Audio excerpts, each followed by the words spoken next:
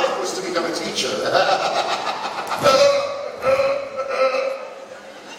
He reminds the other dinner guests that, you know, it's true what they say about teachers. Those who can do, and those who can't teach.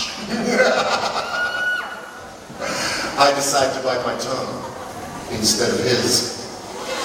And resist the urge to remind the other dinner guests that it's also true what they say about lawyers, because we're eating, after all. And this is supposed to be polite conversation. I mean, you're a teacher, Taylor. Come on, be honest. What do you make? And I wish you hadn't done that. Asked me to be honest. Because you see, I have this little policy in my classroom about honesty and ass kicking, which is, if you ask for it, then I have to let you have it. You want to know what I make?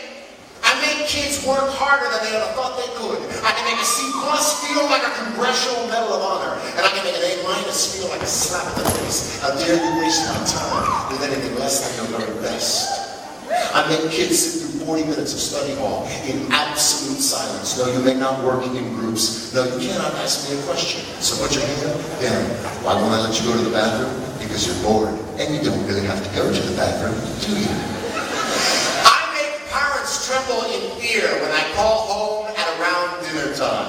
Hi, this is Mr. Molly. I hope I haven't called at a bad time. I just want to talk to you about something that your son said today. To the biggest bully in the class, he said, leave that kid alone. I still cry sometimes, don't you?